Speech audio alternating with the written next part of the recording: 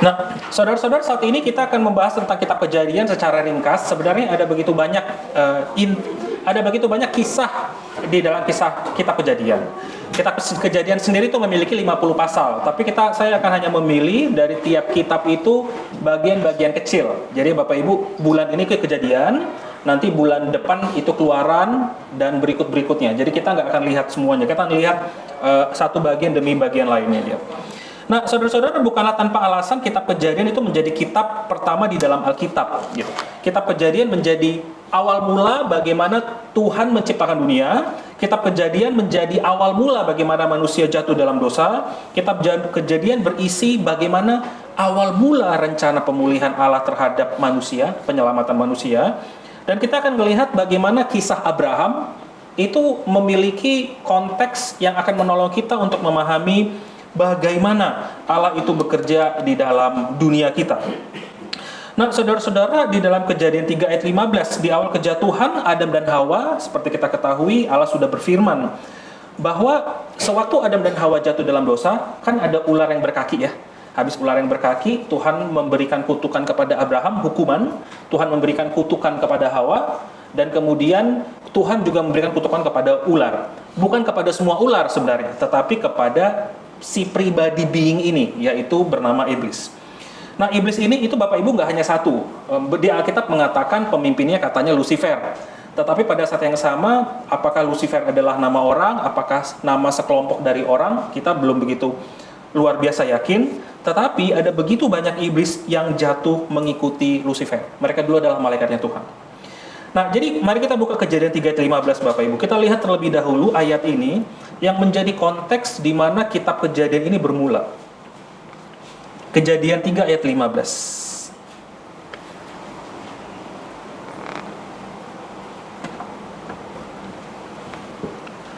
Kejadian 3 ayat 15.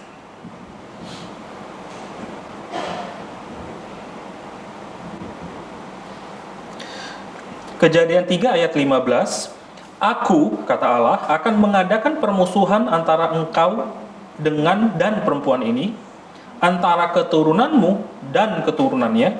Keturunannya akan meremukkan kepalamu dan engkau akan meremukkan tumitnya. Bapak Ibu, ada yang bisa tebak nggak keturunan wanita yang dimaksud ini siapa? Yesus Kristus. Yang kemudian itu nanti tugas itu akan juga diserahkan kepada kita sebagai orang percaya. Jadi keturunannya di sini itu mengarah kepada Yesus Kristus. Jadi semacam nubuatan yang mengacu kepada Yesus Kristus itu sendiri. Nah, jadi di momen Kejadian 3:15 ini adalah awal mula permusuhan antara Allah dengan iblis. Iblis akan selalu menghadang, iblis akan selalu menghambat, iblis akan selalu berupaya menghancurkan rencana Allah bagi manusia, bagi dunia ini. Itu terjadi. Nah, Bapak Ibu, kita harus mengingat bahwa iblis adalah sebuah kenyataan. Dia pribadi, bukan saja pribadi, tetapi dia adalah sekelompok malaikat-malaikat yang sudah jatuh di dalam dosa. Di antara kita mungkin dia tinggal di rumah kita, mungkin ada di gereja ini, apalagi di banyak orang-orang yang memimpin gereja atau melayani di dalam gereja. Iblis nggak akan menyerang Bapak Ibu orang-orang yang tidak percaya. Untuk apa? Mereka sudah jatuh dan terjauh kok daripada Allah. Yang diserang adalah kita sebagai orang-orang percaya. Nanti kita akan melihat dalam kitab Kejadian bagaimana iblis secara implisit, ya, dia tidak eksplisit dituliskan, berupaya nanti menghancurkan rencana-rencana Allah di dalam kehidupan. Nah, Bapak Ibu, dalam poin ini saya ingin agar kita itu menyadari bahwa iblis itu ada. Seharusnya kita lebih takut iblis daripada takut bego ganjang mah Medan ya. Kita harus lebih takut iblis daripada pocong. Kita harus lebih takut iblis daripada nanti ada makhluk tuh di depan sama ada suara-suara di atas. Saya ingat pertama kali datang, saya ingat siapa ya? Apa ya? Aman nggak di atas? Kenapa, Ci? Enggak. Terus habis itu gitu doang. Lama-lama saya baru tahu, oh rupanya pernah ada penampakan. Saya nggak pernah lihat penampakan Bapak Ibu ya. Penampakan itu suara-suara. Teman saya sering kalau di kampus dulu. Kloset dikunci, pintu terkunci, dalam nama Yesus baru cetek terbuka gitu loh. Udah teriak-teriak nggak ada orang yang manggil Bapak Ibu. Dan itu banyak kejadian dulu. Itu di saat juga ada Bapak Ibu ya di sekolah seminari. Tetapi itu tidak menakutkan bagi sebagian besar dari kami. Kenapa? Ya itu cuma usil, mengganggu, menakut-nakutin. Tiba-tiba lewat, tiba-tiba Bapak Ibu dibuat tersesat. Yang harus kita lebih takutin adalah iblisnya. Orang manusia, roh-roh semacam itu kita bisa tengking Bapak Ibu dalam nama Yesus Kristus. Tengking dalam nama Yesus Kristus. Tengking langsung. Iblis Dia akan menyusup masuk dalam pikiran kita pelan-pelan, memasukkan ide-ide buruk, ide-ide jahat. Apa yang terjadi pada Hawa? Buahnya kelihatan bagus. Mulus ya masuknya Bapak Ibu ya. Kita takut sama penampakan-penampakan hantu, tapi kita sama sekali nggak menyadari bahwa iblis itu ngomongnya santai. Hawa, Neng, itu pohonnya bagus ya? Oh enggak, kata Tuhan kami nggak boleh makan. Enggak kok, kata iblis. Kata ular yang berkaki itu. Kamu kalau makan, Tuhan tahu kamu akan menjadi seperti Allah. Tuhan, Bapak, Ibu, iblis kerja seperti itu. Kita malah bukan harus menakuti iblis-iblis yang nongol-nongol tuh. Di pojok-pojok ada suara. Karena iblis itu bekerja dengan luar biasa giatnya seperti itu. Sistem dunia berdosa, dan juga di dalam pikiran-pikiran kita yang berdosa. Kita melihat sekilas aja Bapak Ibu ya. Kolose 2 ayat 15 ada namanya pemerintah-pemerintah dan penguasa kerajaan angkasa. Yesus telah melucuti pemerintah-pemerintah dan penguasa-penguasa dan menjadikan mereka tontonan umum dalam kemenangannya atas mereka. Tentu ini tidak berbicara tentang penjajahan Romawi pada saat itu, tidak berbicara tentang kerajaan adidaya, kuasa adidaya, bangsa adidaya saat itu. Ini bicara dengan jelas, bicara tentang penguasa roh, kerajaan-kerajaan ke angkasa. Kamu hidup di dalamnya karena kamu mengikuti jalan dunia ini, karena kamu mentaati penguasa kerajaan angkasa, yaitu roh yang sekarang bekerja di antara orang-orang durhaka. Iblis nggak akan bekerja di antara orang-orang yang tidak mengenal Tuhan, Bapak Ibu. Iblis akan bekerja di tengah-tengah kita. Dia akan membuat sebuah sistem dan jalan dunia, sehingga mau nggak mau kita mentaati penguasa kerajaan angkasa. Sebagai contoh yang klasik lah Bapak Ibu. Semua teman menyontek. Masa nggak menyontek kita? Malu dong. Dianggap sok baik, sok suci. Emang lo siapa? Semua teman seperti itu, iblis nggak bekerjanya santai loh, mulus. Ngapain kasih penampakan roh-roh halus Bapak Ibu? Ngomong aja gitu sama teman-temannya, teman-temannya juga pada aneh-aneh. Nah, Bapak Ibu, apa yang terjadi? Orang masuk ke dalam politik, selalu orang pikirannya negatif. Masuk politik, lama-lama juga korupsi.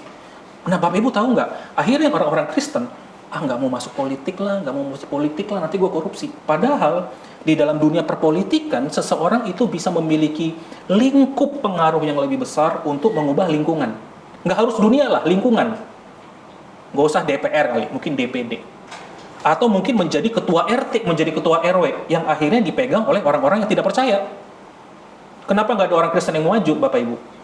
Nanti ada ini, ada itu. Nah, Bapak Ibu, kita mulai menyadari kan, jadi karena lingkungan itu sudah berdosa, iblis sudah membuat rasa takut kepada banyak orang percaya juga untuk tidak masuk dunia politik. Nggak usah urusan dengan pemerintah, udah kami nggak mau sentuh, cuci tangan. Iblis masuknya mantap ya Bapak Ibu ya, nggak pakai roh-roh loh. Teman-teman bisnis kita melakukan dengan cara curang, teman-teman kita dengan cara curang, masa kita nggak lakuin dengan cara curang? Politik itu kotor, Bapak Ibu, politik nggak kotor loh. Politik adalah netral. Uang adalah netral, benar ya? Uang netral atau kotor? Netral. Politik netral atau kotor? Netral. Dipakai untuk relasi. Wah, saya mau buat program nih. Ya lakukan politik lah. Ngomong sama Pak Apui, ngomong sama pengurus, ngomong sama siapa lagi dengan beberapa orang di sini. Itu politik kan? Mengajak berbicara sehingga kita bisa menentukan satu keputusan bersama. Bisa di dalam rapat, bisa di luar rapat. Jadi iblis bekerjanya sakti loh Bapak Ibu. Itu yang harusnya kita takutin. Secara kasat mata. Bukan iblis yang kelihatan yang kita takutin, tapi iblis yang gak kasat mata yang mempengaruhi kita. Iblislah yang menjadi bapamu, kata Yesus, dan kamu ingin melakukan keinginan-keinginan bapamu. Ia adalah pembunuh manusia sejak semula dan tidak hidup dalam kebenaran, sebab di dalam iblis tidak ada kebenaran. Apabila iblis berkata dusta, iblis berkata atas kehendaknya sendiri, sebab ia adalah pendusta dan bapa segala dusta. Nah, jadi realita ini yang muncul di dalam perjanjian, di dalam kejadian, dan bagaimana waktu Allah ingin memulihkan dunia ini, di dalam berbagai teks dan berbagai kisah secara implisit, iblis itu akan berperan. Sebagai salah satu contohnya, kita akan melihat kisah Abraham, Bapak Ibu, secara singkat. Nah, jadi waktu kita melihat sisi Abraham secara singkat, Abraham itu kan diberikan janji oleh Allah. Waktu Tuhan memberikan janji kepada Abraham, ada dua sisi dari janji Allah. Pertama, janji itu berkaitan erat dengan ketaatan manusia. Allah tidak akan menepati janjinya kepada kita kalau kita tidak taat. Itu konsep pertama. Konsep yang kedua adalah di Alkitab, ada bagian-bagian di dalam janji Allah, bahkan manusia nggak taat pun, Allah akan tetap setia menepatinya. Itu adalah murni anugerah berarti. Itu adalah murni anugerah. Jadi pahami ini dulu sebelum saya bicara tentang Abraham. Jadi ada dua sisi dari janji Allah.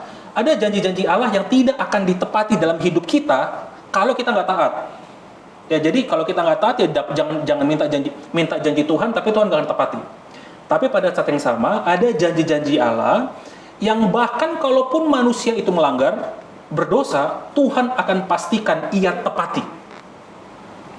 Nah, ini menarik nih. Ini ada dua konsep ini. Kita akan lihat dalam kisah hidup Abraham. Nah, janji-janji Allah akan ditepati jika Abraham taat. Nah, di dalam Kejadian 26 ayat 4-5, Allah berjanji, warna putih ya, aku akan membuat banyak keturunanmu seperti bintang di langit, aku akan memberikan kepada keturunanmu seluruh negeri ini, dan oleh keturunanmu semua bangsa di bumi akan mendapat berkat.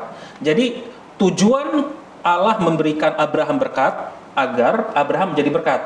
Tuhan memberikan kekayaan kepada kita, kebaikan, kesuksesan, pengaruh, mau jadi caleg DPR, mau jadi presiden, siapapun itu Bapak Ibu, Tuhan memberikan kita berkat agar menyalurkan berkat itu, agar seluruh bumi mendapat berkat. Nah, ini konsep awalnya dulu ya. Kenapa Tuhan memberikan janji? Tetapi janji ini ada di dalam kondisi SK, syarat dan ketentuan berlaku. Karena Abraham telah mendengarkan firman-Ku dan memelihara kewajibannya kepadaku, yaitu segala perintah, ketetapan, dan hukum-hukumku. Anugerah Allah diberikan kepada Abraham jika Abraham itu taat kepada Allah. Jika Abraham pada taat. Oleh karena itu Abraham taat dengan pergi ke Ur Kasdim, keluar dari Ur Kasdim, kampung halamannya. Dengan satu janji, Allah ngomong, pergi keluar dari daerahmu, nggak ada, sama sekali nggak ada tempat. Paling enak Periadi pergi ke Malang, ada lokasi, ada titiknya. Tapi di dalam Kejadian 12 Allah itu suruh Abraham pergi saja. Ya mau pergi kemana? Membawa keluarga, membawa istri, membawa anak, membawa seluruh ternak. Zaman sekarang kita bisa jual semua aset kita, taruh di buku bank, dan kita bawa aja tuh kartu dan KTP. Kemanapun kita pergi, bahkan ke luar negeri pun selama ada kartu debit, kita masih bisa uangkan itu uang. Masih bisa uangkan uang itu. Pada zaman itu hartanya Bapak Ibu dibawa. Jadi resiko Abraham untuk taat itu tinggi. Keluar dari kampung halaman, dia harus bawa ternaknya, pembantunya, bawa istrinya, bawa keluarganya. Abraham tidak pergi sendiri. Resiko besar, tapi Abraham taat. Kalau Abraham tidak taat, Bapak Ibu, kita mungkin nggak ada. Atau kekristenan ada, tapi tidak atas nama Abraham. Entah siapa nanti namanya, kita nggak tahu. Abraham taat. Kalau Abraham nggak pergi, itu yang terjadi. Abraham taat dengan mempersembahkan Ishak anaknya di Kejadian 22. Kalau Abraham tidak taat mempersembahkan Ishak, bisa jadi cerita kita akan berbeda. Abraham taat. Tetapi pada saat yang sama Bapak Ibu, janji-janji Allah juga itu berkaitan erat dengan anugerah yang Allah berikan. Kita lihat Kejadian 15 ayat 17. Jadi begini. Di Kejadian 15 Allah itu sekali lagi ingin menegaskan janji Dia. Jadi ngingetin, ini loh janjiku kepada kamu. Jadi sewaktu Allah itu menegaskan janjinya kepada Abraham, kamu akan memiliki anak cucu seperti bintang dan di langit. Dan kemudian Abraham ngomong begini, Tuhan, biarlah kepala hambaku yang jadi ahli waris. Itu di Kejadian 15. Kejadian 15, ahli warisku aja tuh hambaku aja, nggak usah anakku. Abraham sudah tua, Bapak Ibu. Dia tidak bisa, Bapak Ibu. Dan Sarah sudah lepas, Bapak Ibu, sudah tidak bisa mengandung lagi. Karena udah mati menstruasi, jadi udah nggak menstruasi lagi. Sehingga tidak mungkin mereka mendapat keturunan, dan Abraham ngomong, sudahlah, Eliezer saja, hambaku, kepala hambanya. Tetapi Tuhan berkata bahwa ahli warismu bukan hambamu, bukan kepala hambamu, tetapi anakmu. Dan Abraham percaya. Nah, di sini menarik nih Bapak Ibu, di ayat 17, di ayat 16-nya itu Allah minta kepada Abraham seekor lembu betina berumur 3 tahun, ayat 9, seekor kambing betina berumur 3 tahun, ada 2, di ayat 9 ya, seekor domba jantan berumur 3 tahun, seekor burung tekukur, dan seekor anak burung merpati. Allah meminta korban. Abraham potong, belah menjadi 2, kecuali burung, karena burung terlalu kecil, dipisahin satu tempat, burung tekukur, satu lagi burung merpati. Dan setelah diambil, Menjelang matahari terbenam, Tuhan berfirman dan hari menjadi gelap, maka kelihatanlah perapian yang berasap beserta suluh yang berapi lewat di antara potong-potong daging itu. Tuhan sendiri melewati potongan daging yang sudah Abraham sediakan. Tuhan melewati. Bentar lagi saya jelaskan kenapa ayat ini penting. Tuhan lewati di antara itu dalam bentuk api. Oke. Maknanya apa ini? Tuhan, perapian ini berarti Tuhan ya, perapian yang berasap beserta suluh. Karena kita lihat, ingat di kejadian Keluaran, Allah selalu menyatakan dirinya dalam bentuk api yang menghanguskan. Berapi lewat di antara potongan-potongan daging itu. Nah, Bapak Ibu coba kita lihat kembali lagi, kita buka bersama-sama Yeremia 34. Nah, saya minta Bapak Ibu baca bersama-sama. Yeremia 34 ayat 18 sampai 19. Apa sih maknanya seseorang melewati belahan dua potongan dari binatang-binatang ini, binatang-binatang kurban ini? Yeremia 34 ayat 18 sampai 19 kita baca bersama-sama ya Bapak Ibu.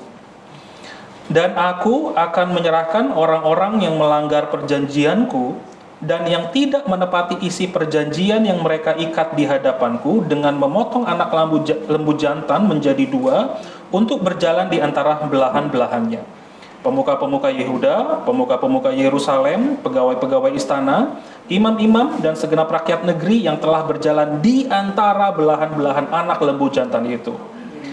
Di ayat 18, Bapak Ibu perhatikan, dan yang tidak menepati isi perjanjian yang mereka ikat kepadaku.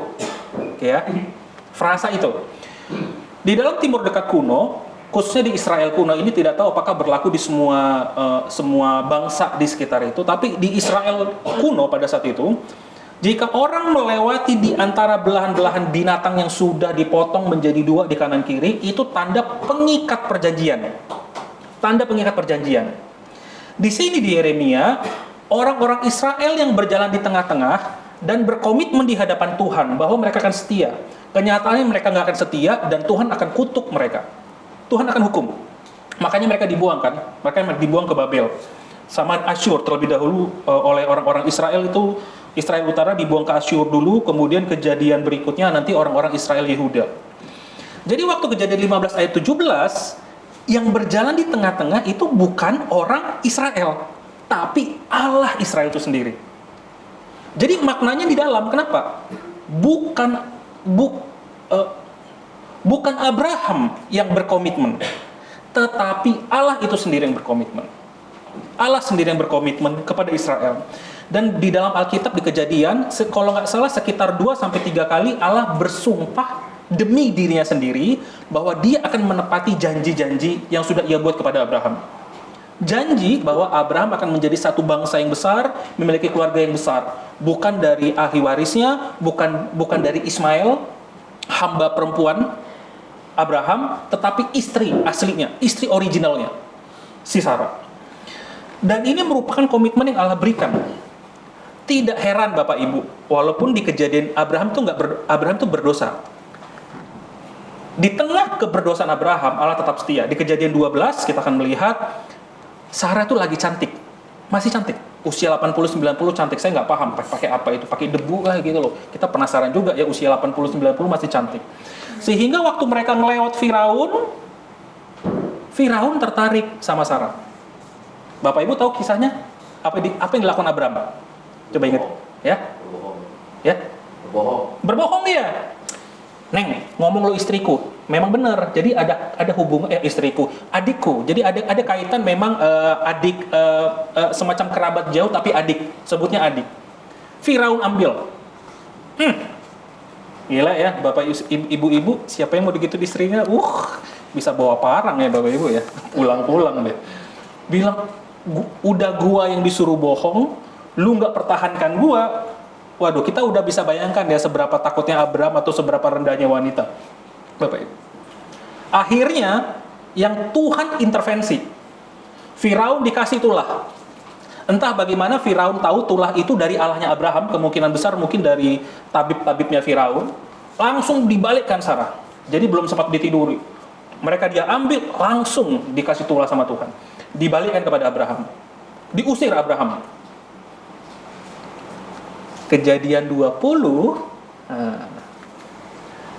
Abram melakukan yang sama persis di ayat Kejadian 12. Kali ini raja lokal, bukan Firaun. Firaun kan raja Mesir, gede, besar. Raja lokal, Pak. Namanya Abimelek. Persis skenarionya sama. Ngomong lu adikku. Abimelek ambil. Ya, satu kali dihianati, kalau model kayak gini aja udah sakit hatinya itu udah 100 kali lipat ya, Bu ya. Ini 2 kali berturut-turut loh dibegituin Abraham. Jadi kalau Bapak Ibu mengatakan Abraham itu adalah contoh moral kita, Bapak Ibu, hati-hati. Daud adalah orang yang berkenan di hati Tuhan. Uria, Betsheba. Nah, jadi kita bisa melihat orang-orang percaya bahkan di dalam Alkitab kita itu nggak nutup-nutupi Bapak Ibu bahwa manusia-manusia semacam ini yang bahkan kita agungkan itu memiliki dosa yang sangat serius di hadapan Tuhan. Tuhan intervensi lagi. Kebetulan Abimelek itu nggak perlu kena tulah. Tuhan datang ke dalam mimpi Abimelek, woi itu istri orang itu. Dibalikkan. Abimelek takut akan Tuhan. Waktu Tuhan berbicara kepada dia dalam mimpinya, disuruh balik Abraham. Dan Abraham juga mendapatkan harta benda dari Abimelek dan juga Firaun. Karena mereka takut Allah. Berarti Allahnya Abraham ini serius nih, ini beneran ada nih. 2 kali loh Bapak Ibu. Betapa bejat dan betapa jahatnya suami macam ini. Tuhan intervensi loh. Karena Tuhan sudah berkomitmen, Sarah akan istrimu dan dia nggak akan kemana-mana, dan kamu akan dapatkan anak dari dia yang bernama Ishak. Kita bisa melihat ya Bapak Ibu, janji-janji Allah tidak ditentukan dari ketaatan Abraham. Janji-janji Allah adalah murni anugerah Allah, dan kalau Allah sudah merencanakan sesuatu terjadi di dalam kehidupan Abraham, atau Tuhan sudah menetapkan sesuatu terjadi dalam hidup kita, Tuhan akan menggenapinya, tak peduli kita berdosa atau tidak. Nah, saudara-saudara, di dalam kehidupan kita perlu mengingat hal ini, bahwa dalam waktu kita nanti mengikuti Tuhan, dalam perjalanan kita mengikuti Tuhan, kita tahu bahwa keberadaan kita sampai saat ini pun tidak menjadi lebih parah dari yang seharusnya, sama seperti Abraham, sama seperti Daud, yang Tuhan, walaupun Tuhan mengizinkan dia melakukan dosa yang sangat serius, dan bahkan memiliki dosa yang dia bisa memiliki begitu banyak istri ya Bapak Ibu, dan dia juga menjadi kepala keluarga yang gagal, karena kita lihat ya Absalom itu memperkosa adik tirinya. Jadi kan Daud itu punya banyak istri, Absalom dari istri yang lain, dia memperkosa Tamar dari anak dari istri lain. Bapak Ibu kalau baca ibu kisahnya nanti kita akan masuk nanti ke bagian tertentu, dan saya akan jelaskan beberapa dosa-dosa dari orang-orang yang percaya seperti ini. Mereka itu dianggap beriman atau percaya bukan karena perbuatannya, tetapi karena iman mereka kepada Tuhan. Karena iman mereka kepada Tuhan. Tidak berarti kalau kita itu tetap melanggar perintah Tuhan, maka Tuhan akan tetap setia. Enggak. Ingat Abraham ya Bapak Ibu. Di dalam perjalanan hidupnya ada dosa-dosa yang dilakukan dan sangat serius.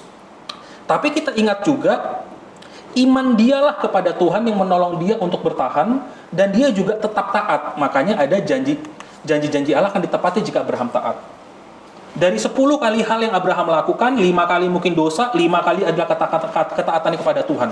Kalau dia sama sekali tidak taat, ada kemungkinan janji-janji Allah itu tidak ditepati. Ada kemungkinan seperti itu. Jadi ada 2 sisi. Nah, saudara-saudara, di dalam hidup kita, nah sekarang aplikasi untuk kitanya ini apa nih? Apakah permasalahan utamanya gini Bapak Ibu, di perjanjian baru kita tidak lagi menemukan komitmen Allah kepada manusia yang berkaitan dengan uang. Oke, jadi kita harus clear dulu sama ini. Di perjanjian baru, kalau Bapak Ibu baca perjanjian baru, baca aja pelan-pelan. Tuhan tidak pernah menjanjikan, tidak pernah, ya. Baca perjanjian baru pelan-pelan. Bapak Ibu mohon saya baca dari Matius, Markus, Lukas, Yohanes. Baca aja pelan-pelan. Tidak pernah ada satu janji pun yang Tuhan berikan, jaminan yang Tuhan berikan, Tuhan akan memberikan uang atau tanah seperti di perjanjian lama. Ya. Makanya saudara-saudari kita Kristen dari golongan yang lain, mereka selalu mengutip perjanjian lama. Pintar. Karena memang di perjanjian lama banyak. Tetapi di perjanjian baru tidak pernah Tuhan menyebutkan sama sekali. Kita akan mendapatkan uang, kita akan mendapatkan tanah. Tuhan, walaupun kita berdosa, kita akan mendapatkan anak. Tuhan akan menuntun kita untuk memiliki pendidikan setinggi mungkin sampai ke Eropa, ke Amerika, ke kemanapun. Tuhan tidak pernah menjanjikan kesehatan kita sampai usia 95 tahun tanpa penyakit dan kemudian meninggal di dalam tidur. Enak ya Bapak Ibu. Saya mau meninggal dalam tidur Bapak Ibu. Kadang-kadang lihat orang sakit, aduh Tuhan, waduh, biaya ini, orang yang sakit ya kalau anaknya ada 2 atau 3, lumayan kalau ngurus, kalau nggak ada anak yang ngurus. Setengah mati loh. Makanya kadang-kadang kita berpikir kan, yakin nggak mau punya anak, nanti tua nggak ada yang mau ngurus loh. Bapak itu bisa bayangin nggak ya? Jadi kita mau punya anak agar nanti di tua, kita yang ngurus, padahal itu anak adalah milik Tuhan, bukan milik kita. Nanti ada yang ngurus tuh anak kita tuh. Apakah wajar? Dalam bahasa tertentu wajar, tetapi kita lupa bahwa akhirnya kita menggantungkan hidup kita kepada anak-anak kita. Kesehatan sampai usia 95, lalu meninggal tenang di dalam tidur sambil tersenyum. Waduh, bahagia banget ya kayak gitu ya. Terhindar dari bencana alam. Tuhan tidak pernah menjanjikan, apalagi menjanjikan penganiayaan oleh karena iman. Terhindar dari penganiayaan. Tetapi, ada janji-janji dan jaminan yang lain yang Tuhan berikan. Ini ada buku PA-nya Bapak Ibu. Jadi waktu kami dulu di YPDPA, kami ada satu namanya buku pelajaran tentang jaminan. Ada 5 bahan PA tentang Tuhan ada memiliki komitmen. Dan komitmen semuanya sifatnya rohani. Saya hanya bahas singkat saja. Pertama-tama jaminan keselamatan. Bapak Ibu barusan dengar minggu kemarin. Udah ya? Jaminan keselamatan. Saat kita sudah percaya kepada Yesus Kristus, Tuhan berikan anugerah kepada kita. Mau kita mati pun habis kita marahin orang tua kita. Ini ekstrim, tapi saya perlu kasih contoh ekstrim ya Bapak Ibu ya. Kita lagi keki banget dan brengsek, aku nggak mau tinggal di rumah ini lagi, dan kita pergi, terus orang tua kita meninggal. Jika iman kita murni, Bapak Ibu, asli langsung dari Tuhan ya, anugerah yang Tuhan berikan, dan kita akhirnya mati mungkin misalnya, kita akan tetap masuk surga. Ini saya kasih contoh ekstrim. Karena kalau kita sudah percaya kan mudah-mudahan kita tidak sampai se ekstrim itu ya. Mudah-mudahan Bapak Ibu. Makanya kita belajar taat. Tetapi itu saya kasih contoh ekstrim. Kalau kita memiliki iman kepada Yesus Kristus yang sejati, yang murni, langsung dari anugerah Allah, kita akan masuk surga. Jaminan keselamatan. Ini pasti rohani ya sifatnya ya, bukan uang, bukan harta benda. Jaminan kedua, jaminan jawaban doa. Matius 7 ayat 11, jika kamu yang jahat tahu pemberian yang baik kepada anak-anakmu, apalagi Bapamu di surga. Bapamu yang di surga yang akan memberikan baik kepada mereka yang meminta kepadanya. Nah, di dalam ayat ini dikatakan Bapamu di surga, berarti ini bukan untuk orang tidak percaya. Karena ditulis Bapamu di surga. Orang nggak percaya menyebut Allah kita Bapa nggak? Nggak menyebut. Bapamu di surga akan memberikan yang baik kepada mereka yang meminta kepadanya. Jaminan jawaban doa. Kita minta, Tuhan akan kasih. Ada SK-nya, minta. Tadi SK-nya 1, iman pada Yesus Kristus. Ingat ya, ada 2 sisi loh Bapak Ibu ya. 1 jaminan, tapi 1 ada prasyarat. Periman. Dapat jawaban doa, tapi minta. Minta, ketok, carilah. Ingat 3, mintalah, maka kamu dapat, ketoklah, maka pintu akan dibuka bagimu. Dan carilah. Maka kamu akan mendapat. Minta. Nah, tinggal jawaban Tuhan. Selalu ingat di Matius 7, Tuhan akan memberikan yang terbaik. Berarti Tuhan bisa tidak memberikan yang kita minta. Saya pikir tidak ada orang tua manapun yang waras jika tahu anaknya itu suka ngebut, dibelikannya CBR Bapak Ibu. Ya. Bahkan mungkin kita belikan 110 cc biar nggak bisa ngebut. Dulu saya ada motor yang sebelum ini kan, ini punya gereja 120 cc. Saya ada yang 110 yang karisma kalau nggak salah. Itu kalau udah 60 goyang Bapak Ibu. Like beneran goyang. Goyang. Terus saya tanya, "Bang, ini kenapa Bang kok goyang?" Oh, memang setelannya begitu. Katanya memang setelannya biar dirancang tidak kencang. Kata, dapat yang ini enak nih. Juk 70 80 dapat nggak goyang. Gue pikir, waduh cilaka dah. Nah, saya pikir kalau kita anaknya impulsif, pengennya cepet, buk, grebek, kayaknya nggak akan ada deh orang tua yang wajar. Wah, kasih mobilnya yang cc-nya tinggi, yang mobil balap, ya kan nggak masuk akal ya. Kita akan mengatakan selalu tidak untuk anak itu. Nah, kayak Bapak Ibu juga sama, anak-anak udah sakit gigi, baru sembuh, nggak boleh. Anaknya mah ngamuk-ngamuk ya, kenapa nggak dikasih? Apalagi Tuhan kita. Jadi waktu kita meminta pun, saat Tuhan mengatakan tidak, Tuhan tahu itu yang terbaik. Kadang-kadang kita nggak terima. Tapi ada jaminan jawaban doa, bukan saja jawaban doa Bapak Ibu, tapi jawaban doa yang terbaik. Bisa ya, bisa tunggu, bisa tidak. Dalam bahasa Inggris itu ada push, pray until something happen. Berdoa sampai sesuatu terjadi. Berdoa sampai satu jawaban itu terjadi. Tidak periode. Ya udah baru berhenti berdoa. Tapi kalau kita belum jelas mendengar apa yang mau Tuhan kasih, ya tunggu atau tidak, doa aja terus, minta aja terus, Bapak Ibu minta. Sambil peka sama Tuhan. Nah, nanti kita lihat jaminan yang terakhir, itu relatif, itu juga penting. Minta. Tuhan kasih ya, tunggu atau tidak, tapi Tuhan akan memberikan jawaban, dan jawaban itu jawaban terbaik. Ini jaminan. Rohani ya sifatnya ya. Minta uang bisa nggak? Bisa. Minta harta bisa nggak? Bisa. Berdoa terus sambil peka, sampai nanti Tuhan ngomong, enggak, kamu nggak siap dikasih uang seperti itu. Kamu nggak siap dikasih harta. Makanya di dalam Pemazmur ada mungkin sebagian dari kita yang mungkin Tuhan tidak akan memberikan begitu banyak harta, walaupun kita berusaha sekeras mungkin. Karena sama seperti Pemazmur, saya takut Tuhan kalau aku kebanyakan, aku akan menghina Engkau. Jangan berikan aku kemiskinan, jangan berikan aku juga kekayaan. Tapi mungkin sebagian dari kita Tuhan akan berikan. Tapi intinya minta dan Tuhan memberikan terbaik. Jaminan ya. Nah, jaminan pengampunan dosa. 1 Yohanes 1 ayat 9. Tuhan, jika kita tidak ada dosa apapun di dalam dunia ini, Bapak Ibu ya. Saya ambil contoh ekstrim ya. Bapak Ibu sudah selingkuh 10 kali dan tidak pernah tahu sama pasangan. Dosa itu diampuni. Saudara memiliki mistress, wanita simpanan. Jika dan hanya jika kita mengaku dosa, 1 Yohanes 1 ayat 9, Tuhan akan memberikan pengampunan. Sampai sebegitunya.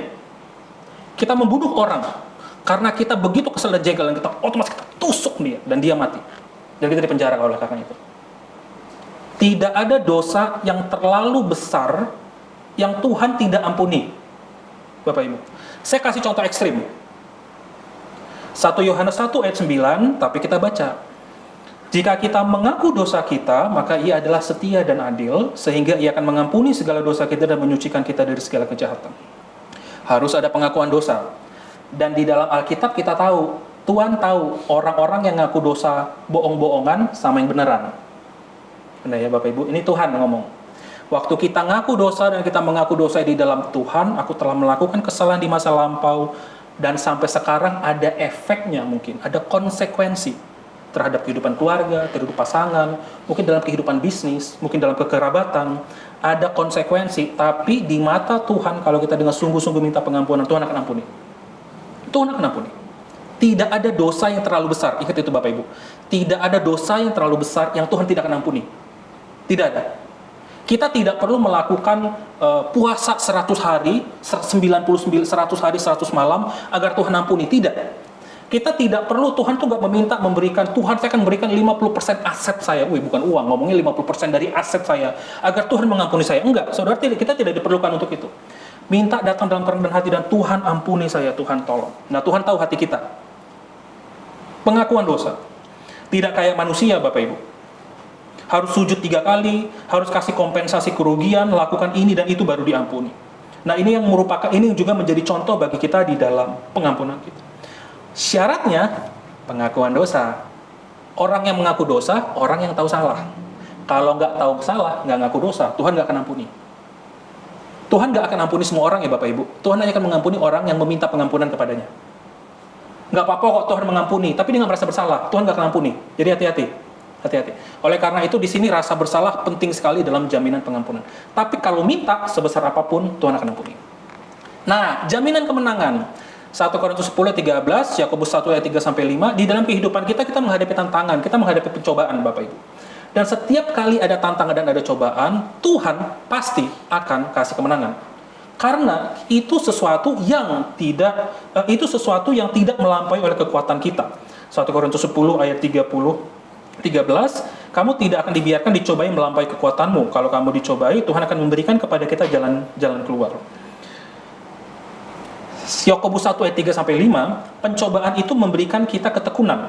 Sebab kamu tahu bahwa ujian terhadap imanmu itu menghasilkan ketekunan, dan biarlah ketekunan itu memperoleh buah yang matang supaya kamu menjadi sempurna dan utuh dan tak berkurungan suatu apapun. Nah, Bapak Ibu, di dalam relasi kita dengan Tuhan dan peperangan kita menghadapi iblis, Tuhan akan menjanjikan kemenangan. Tetapi ada SK-nya. Ingat ya, 2 sisi mata koin dari anugerah Allah. Ketenunan lagi, ketekunan saya tulis, dan minta hikmat. Kalau kita nggak minta hikmat, jangan coba-coba dapat kemenangan. Kita berusaha dengan kekuatan kita sendiri. Jangan coba-coba minta kemenangan Bapak Ibu, kalau minta hikmat Tuhan saja enggak. Kalau enggak tekun, Tuhan enggak akan berikan kemenangan. Akan ada banyak kegagalan di dalam kehidupan kita, tetapi saat kita nanti terus belajar di kegagalan-kegagalan kita, Tuhan akan menjanjikan pada satu titik kemenangan. Bapak Ibu belajar menahan emosi, gagallah 100 kali di depan, ya pastilah.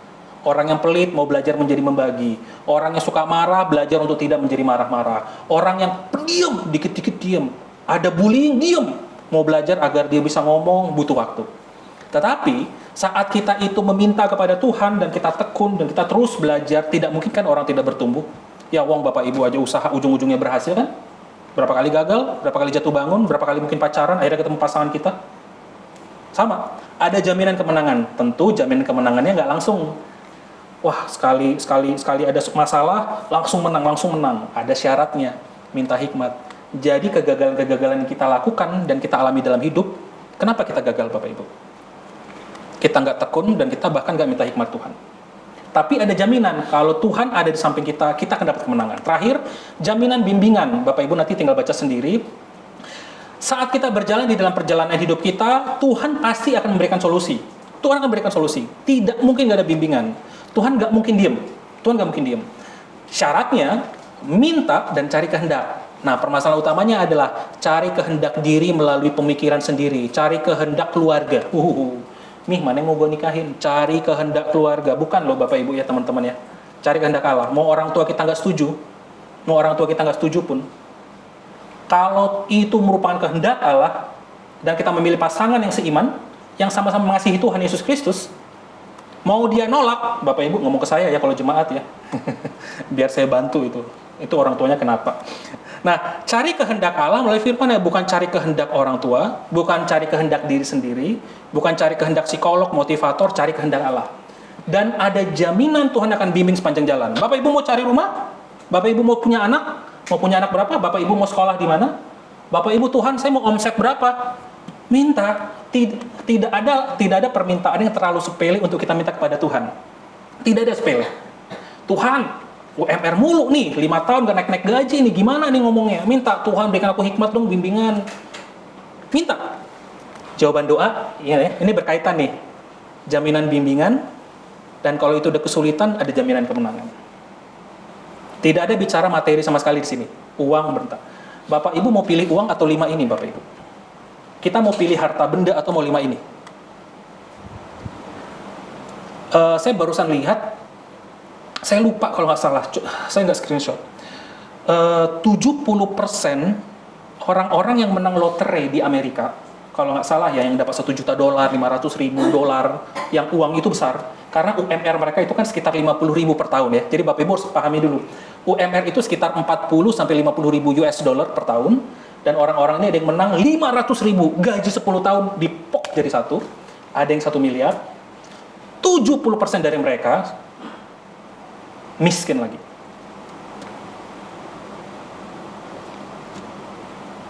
Kita mau minta uang. Kalau kita nggak punya jaminan ini dan kita nggak bergantung kepada Allah, kita nggak minta hikmat, kita nggak beriman kepada Yesus Kristus, itu uang habis Bapak Ibu. Minta anak 3 atau 4, tapi kita nggak pernah minta bimbingan Tuhan untuk mengurus anak-anak kita kepada Tuhan. Ya jangan coba-coba anak-anak kita itu menjadi anak-anak yang mengasihi Tuhan waktu dia gede nanti. Jadi bukan masalah uang, harta benda. Karena itu bisa hilang kalau kita tidak memiliki iman, tidak memiliki bimbingan dan kemenangan. Tapi kalau kita sudah memiliki kelima-limanya ini Bapak Ibu, apa yang mau kita takutkan? Mau Tuhan berikan kesederhanaan pun, Tuhan akan pandu hidup kita. Kita nggak akan mati miskin. Kita nggak akan mati kelaparan. Mau kita kaya pun, kita nggak akan menjadi orang-orang di luar sana. Kan ada orang yang takut kaya ya. Waduh, nanti keluarganya berantakan. Udah duit, ada punya duit, anaknya ciong. Istri mulai ikut, kerabat mulai ikut, minta jatah. Ya benar ya Bapak Ibu. Takut loh kadang-kadang ada orang yang takut kaya. Karena uang selalu menghancurkan keluarga. Tapi saat kita tahu kita bergantung kepada siapa, kita mau pemilik property development yang terbesar pun sekalian, kita nggak akan pernah takut. Karena kita sudah tahu, wah saya udah mau meot nih ya. Tuhan bantu dong dari awal gimana caranya agar anak-anakku waktu aku mati itu mereka tidak ribut soal warisan. Minta bimbingan, minta terus kejawaban doa. Kalau mungkin di masa lampau kita tidak membimbing anak-anak kita dengan baik, minta pengampunan. Oh, Tuhan akan bukan jalan. Mau sederhana, mau super kaya, Bapak Ibu keberada, kita nggak takut. Nah, permasalahan kan kita nggak tahu nih, Bapak Ibu, Tuhan akan berikan kita itu keadaan yang mana. Tapi apapun itu, jaminan ini memberikan jawaban bagi segala-galanya dalam hidup kita. Nah, Bapak Ibu, jadi camkan ini. Inilah jaminan yang Tuhan berikan bagi kita. Dan Tuhan sendiri yang melewati daging-daging pilihan itu di tengah-tengah kita. Dan saat kita meminta, saat kita beriman, saat kita mengaku dosa, Tuhan pasti akan memberikan. Inilah yang terbaik dari yang Tuhan berikan bagi kita orang percaya. Dan itu di kitab Kejadian. Makanya Abraham berhasil, makanya Daud berhasil di tengah-tengah pergumulan mereka. Makanya orang-orang Israel yang terus berdosa, mereka dibuang sama Tuhan. Bahkan kalaupun mereka dibuang sama Tuhan, mereka selalu lagi kembali ke Israel, walaupun butuh ratusan tahun. Karena ada dua sisi dari satu mata koin. Anugerah Allah, yang apapun yang kita lakukan, Tuhan akan selalu tepati. Tapi pada saat yang sama, itu juga ada butuh ketaatan dari manusianya. Mari kita bersatu dalam doa. Bapa kami dalam surga, tolong kami Tuhan untuk boleh tetap setia dan beriman hanya kepada Engkau saja. Kami bersyukur bahwa anugerah-Mu, janji-janji-Mu itu ya dan amin. Bahwa Engkau memberikan yang terbaik bagi kami, Engkau akan memberikan bimbingan, Engkau memberikan pengampunan dosa, Engkau memberikan bahkan kami keselamatan. Sudah ada begitu banyak Tuhan yang Engkau berikan bagi kami, segala sesuatu yang jauh melebihi harta benda di dunia ini. Tuhan, tolong kami untuk terus bersyukur. Tuhan, tolong kami juga untuk terus mencamkan bahwa berkat-berkat yang melimpah dari Tuhan itu sudah Tuhan sediakan bagi kami. Tolong kami Tuhan untuk tetap setia mengikut-Mu dan tetap bergantung kepadamu untuk juga memperoleh janji-janji ini. Tuhan, pimpin hidup kami. Dalam nama Yesus kami berdoa. Amin.